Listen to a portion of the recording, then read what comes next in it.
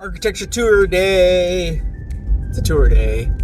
I should explain. So, the high school, I have a high school co-op student at the office, and the role of a company that when you have a high school co-op student, the role is not to just get them to make coffee or to do these kind of menial tasks. The idea is when you're in high school, you have no idea what you want to do, but you have some thoughts. And the idea of a high school co-op... Oh, this building's done. Sorry, I got sidetracked. The idea of a high school co-op program is a high school student can enjoy a couple of weeks of work to see if that field of career matches what they want to do in life. And so our role as architecture is like to expose architecture to, as architects, is to expose architecture to these students, to these people. We've had maybe 5 co-op students, high school co-op students, come through the practice. And I think 3 of them ended up going to architecture school, which is great. If you don't go to architecture school, that's also great because you get a sense that it's like, oh, I don't like this, or this is not for me. Good to know now before you start to commit to post-secondary education. Anyway, tomorrow is Tuesday. By the time you'll see this, it'll be probably 2 weeks later or 3 weeks later. But what some people may not know is the Royal Ontario Museum has free evenings, no admission cost, on the 3rd Tuesday of every month. So that's a great opportunity for $0. Someone can go see, 1, a piece of architecture, 2, it's a museum, so you see all sorts of other stuff, which is really cool. 3, they program those days. Those days, usually there's something else going on. There's, might have live music or something. It becomes kind of a marketing thing for the museum. And you get hordes of people, which is great. Very lively kind of space. So we had planned it so that this Tuesday, my co-op student would go and check it out because there's no admission fee. On top of that, there's other things too. So I also asked them, so if you don't know this, the AGO, the Art Gallery of Ontario, also has free admission to people that are under 25. I am no longer under 25. However, this student is, if you're in high school, most likely you're under 25 years of age. You get free admission. So all you have to do is just basically fill out a form online. And that was another kind of field trip. My office is, I'm very grateful, my office is in downtown Toronto. Not all architecture firms are in the heart of a city. Sometimes they're a little bit further out where rent is cheaper, or they've, purchased a building. The architects have purchased a cheaper warehouse or something like that. I just happen to be leasing a space that's in downtown Toronto, which is very connected to some great pieces of architecture.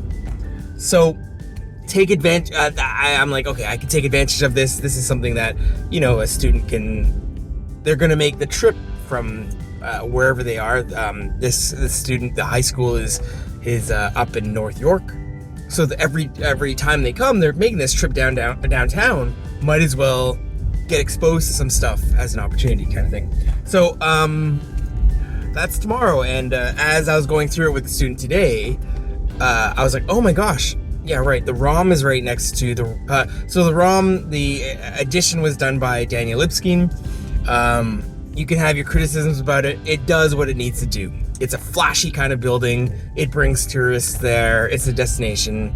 It does what it needs to do, whether or not you like that building. Next door to it is the Royal Conservatory of Music. Again, a historic building with an addition on it, done by a Canadian architect. I think KP&B did that one. A much more quiet kind of addition. It's a lot more subtle, not as kind of loud in your face. I would say it's a very carefully thought of kind of project.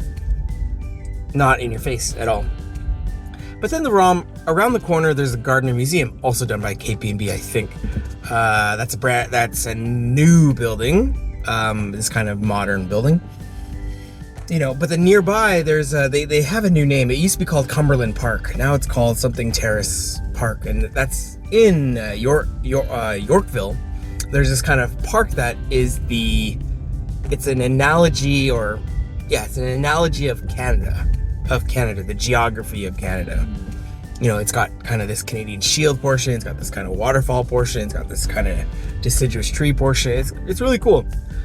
On top of that, very high-end stores. So as I was going through it with the co-op student, I'm like, oh man, you should go for this walk, you should check out these things.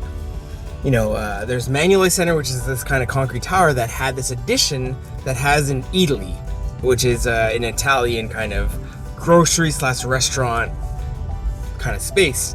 Very well done. These locations there, it's across the globe. There's different locations, and this one, in Toronto, we are lucky to have one.